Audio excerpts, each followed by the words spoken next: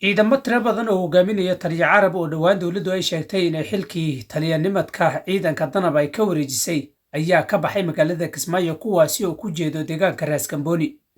xiisad xooggan ayaana ka taagan dhammaanba deegaanada haatan ay isku horfadhiyaan ciidanka maamulka Jubbaland iyo kan dowladda federaalka. waxayna u muuqataa taliya carab oo dowladdu ay sheegtay inay xilkii ka qaaday inuu haatan horkacayo dagaalka ciidanka maamulka Jubbaland ay markaasi ku wajahan deegaanka Raas Kamboni oo dhowaan dowladdu halkaasi ay ka dejisay maleeshiyada ay ku sheegtay ciidanka dowladda federaalka. xiisad xooggan ayaana gebi ahaanba ka taagan goobaha markaasi la isku horfadhiyo.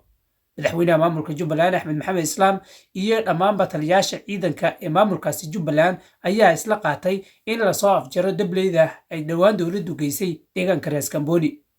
ciidanka dowladdu halkaasi ay geysay ayaa gebi ahaanba godoonkii ugu xumaa ku jiro. ma jirto diyaarad saad iyo weliba ciidanka u keenayso wax kasta oo markaasi ay oga baahdaan dhanka dowladda federaalka.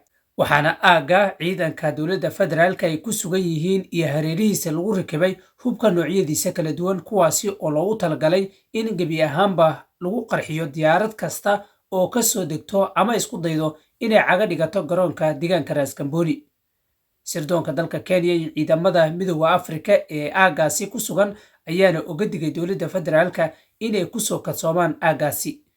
ciidankii ugu tirada badnaa ayaa la geeyey deegaanadaasi waxayna u muuqataa in madaxweyne Axmed Maxamed Islaam madaxweynaha maamulkaasi Jubbaland uu haatan isku diyaariyay dagaal uu la galo dowladda federaalka. dhanka dowladda weli waxay wadaa abaabulkii iyo weerarkii ay ku waday inay ku burburiso maamulka Jubbaland. wax tanaasula oo dowladdu arrintaasi ay ka samaysay ma jirto. ra'iisul wasaaraha oo isku dayay inuu ka dega deegaanka Raas Kamboni gebi ahaanba diyaaradii halkaasi ku wajahnayd waa laga weeciyey sababo la xidhiidha amnigiisa kadib markii sirdoonka waddanka Kenya ay arrintaasi uga digeen. dhinaca Ethiopia weli waxay hub ku soo daabulayaan magaalada Kismaayo. qorshuhuna waa in madaxweyne Axmed Maxamed Islaam halkaasi uu sii joogo sidoo kale tana hubkaasi uu isku difaaco. kala jabka iyo weliba ciidanka danab ee ku biiray maamulka Jubbaland ayaana xaaladda sii adkaynayso.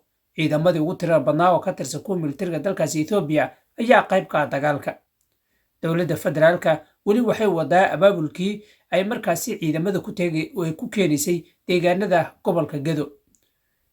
ciidanka Ethiopia ee ku sugan aaggaasi waxay uga digeen dowladda federaalka inay halkaasi ciidamo keento iyadoo halkaasi ay ku sugan yihiin in ka badan 30,000 oo ciidanka militariga dalkaasi Ethiopia ka tirsan. qaar ka mid ah odayaasha dhaqanka ee beelaha degan gobolada maamulka Jubbaland ayaa isku raacay in la taageero la ilaashadana nidaamkooda iyo maamulkooda ka jiro maamulka Jubbaland. guud ahaan xiisadaasi iyo waxyaabaha ka soo kordha qaybaha dambe ee wararkan ay ku soo gudbin doonaa tan iyo tan midka kan xigay ku kulmi doonana waxay ka tahay sidaas iyo ammaan Allah.